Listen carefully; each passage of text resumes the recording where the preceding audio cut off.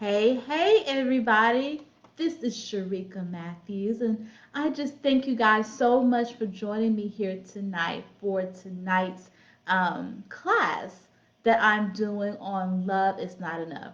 For those of you who are new to me, my name is Sharika Matthews, and I am a life and relationship expert, and I work with high achieving women to help them create a successful and fulfilling life and relationships. One thing that I have learned over working with women for the past 5 or so years is that, there's been this one thing that's keeping a lot of women from feeling as if they have a successful life, and that's the absence of a successful relationship. So, what I do is that I work with these women in a one on one coaching relationship to help them figure out the answer to the question, am I in the right relationship? And that's part of the reason why I'm doing today's live. Hey, how you doing? That's part of the reason why I'm doing today's live is that I want to talk to you about love. We've one of the goals of being in relationships is to love somebody and to receive love. But sometimes we can have this, what I believe is a false notion that all you need is love in order to create a successful, happy, fulfilling relationship. Like love is all you need to create a marriage that lasts for 50 years. Love is all you need in order to raise happy and healthy children. Love is all you need. And while it is true that love can cover a multitude of sins, you can still love somebody and not be in a relationship with them. You can love somebody and figure out that you two are not the best fit for each other. So, love is not all you need in a relationship. So, tonight, what I want to discuss with you are 5 things that I believe you need in addition to love in order to create a happy and successful relationship. So the first thing that you need in your relationship is a clear idea of what you have. You know, um, I just got finished teaching a webinar tonight on overcoming trust issues. And one of the things that I did was lay down the foundation of what trust is. But oftentimes when we get into relationships, we don't often lay the foundation of what a relationship means to me and what a relationship means to you. What is a relationship? What does that look like? How does it show up in the world? And how, excuse me, and how do we act in the relationship? What is that? And then clearly define why you want to be in a relationship. In the dating process, especially with online dating, you have a prime opportunity to ask the question, why are you looking for a relationship? Why do you want to be in a relationship? What are you looking to get out of the relationship? And what are you looking to give to the relationship? Because what'll happen is that if you don't have this conversation and you don't have a clear understanding of what it is, what a relationship is and what you both need and want, I could be looking for something in a relationship to get out of a relationship, but it's not what you're looking to give in a relationship. And although we may date and fall in love, there's always going to be conflict there because of what I'm looking for in a relationship is not what you're looking to give. Hey, Carl, you're saying gratitude, compassion, strength, and tenacity and faith. Those are really good. And those are some of the foundational stuff I think needs to happen in a relationship. I'm going to share with you a few more things I think that needs to be in a relationship. So a clear idea is number one of what a relationship is, what you're looking to get out of the relationship, and what are you looking to give to the relationship to make sure you're both on the same page. Number two, what you also need in a relationship is a judgment free zone. You need a safe space to be yourself. One of the greatest compliments I've ever received in a relationship is the fact that he told me I felt like I could be myself without judgment, without ridicule, or without me trying to change somebody. And that's the place, and this is what we really want to look for in a relationship. We want to make sure that when we show up in our romantic relationships, that I'm not constantly trying to shape and mold myself into this version or this vision of who you think I should be, or trying to change who I am to fit what I think I need to be for you. And this often happens with people who, I'm not going to say they have low self-esteem, but they actually may place a higher value on meeting other people's needs. They may be They may be natural givers or natural servers or natural people who are helpers, right? And so it may be natural for them to do things to meet other people's needs, but this can be a dangerous game to play because you're going to lose yourself in the relationship if you're changing how you dress, changing how you talk, changing your viewpoints on the world and on yourself in order to match what you think the other person needs to be. So you want to make sure your relationship is a safe space. It's a judgment-free zone for you to truly be yourself. Because one of the benefits of being in a relationship is that it helps you to become the best version of yourself. I saw a quote once that says relationships should be both a den of pleasure and a laboratory of growth for both people. So, in order for it to be a laboratory of growth, you have to show up as your authentic self. You have to show up with your own ideas, your own viewpoints, your quirky behaviors, your not so funny jokes, or whatever the case is. Whoever you are, what makes you you, show up as all of that. Because if you don't have the space to be you, what is the point of the relationship? Hey Kelly, thank you for joining. So that's number two. Number three, you want to seek complement, not completion. And I know in, yeah, what do I want to call it? Hey, Sean, you said please let me know when you write a book. I'll let you know, girl. I might work on that soon. um, compliment versus completion. There, in romantic novels and rom-coms, you always hear the phrase of "you complete me. I love you so much. Where will I be without you?" But completion signifies that the other person was incomplete or you were incomplete. But you've heard other people say, you've heard me say it before, that you want to be in a relationship with two whole people. And just because we say two whole people, it doesn't mean that you're perfect. It just means that you're whole, that you are fully aware of who you are mentally, spiritually, and emotionally, that you have done the work to grow and to mature into a person that you are in love with, and you have created a life for yourself that you are in love with too.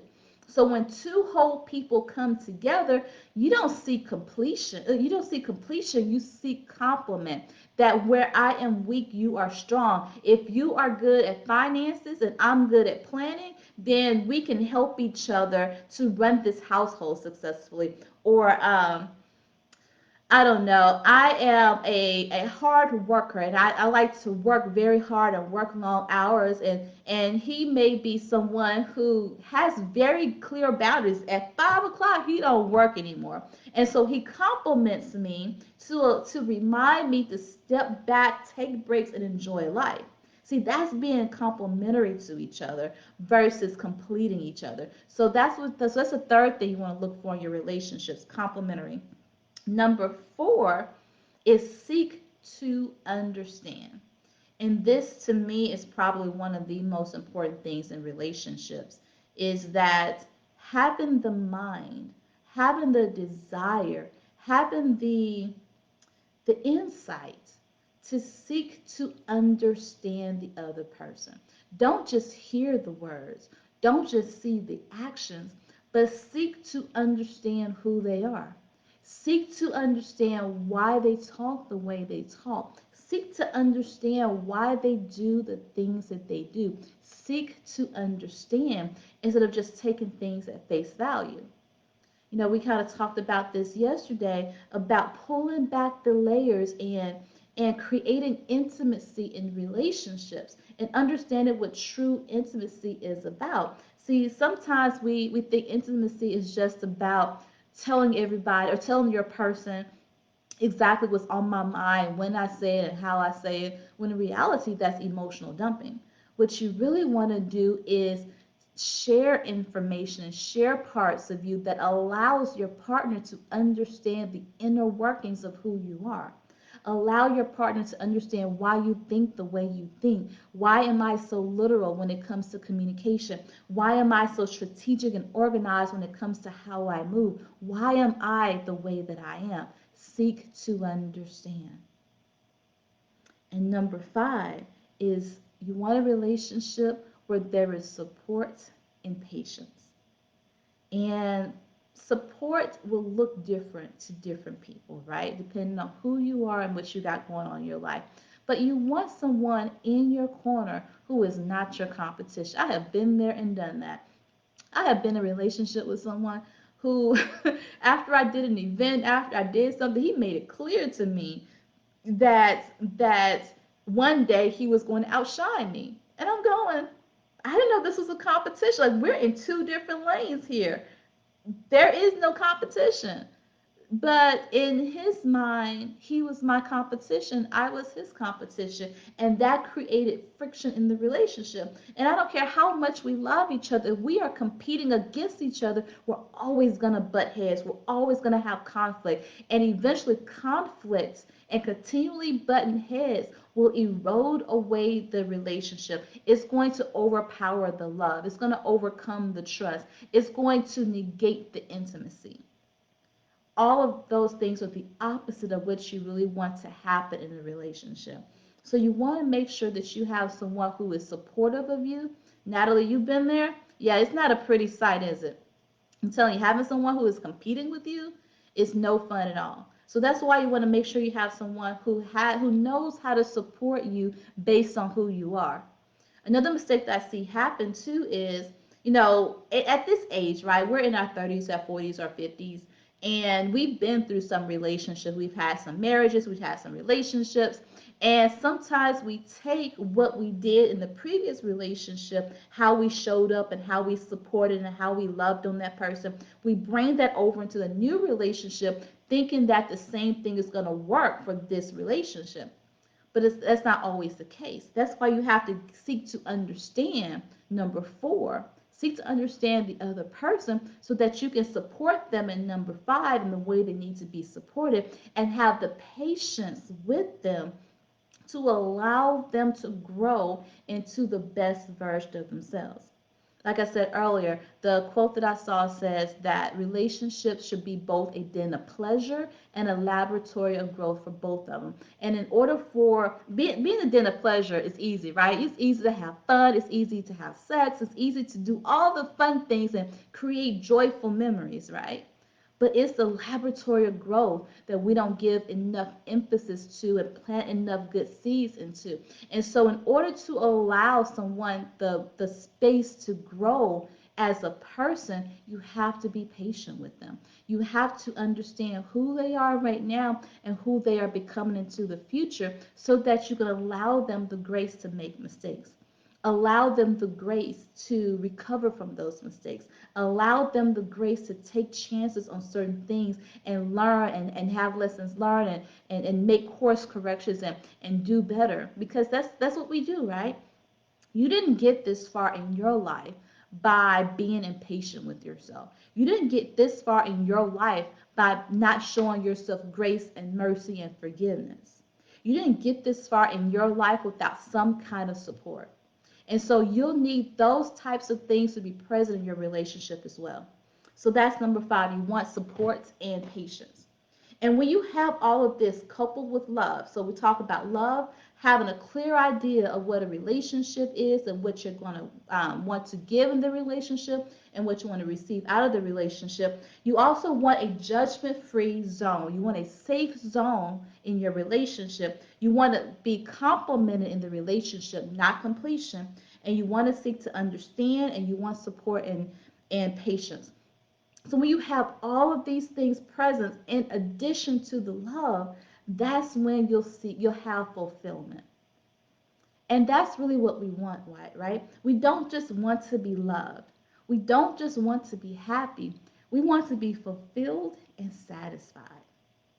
Because you can love someone, but can you imagine being in a relationship with someone that you love, but they're completely impatient with you all the time, always yelling at you, always, rushing you to do things, always going up behind you, trying to make you work faster and do things faster? That's a miserable existence.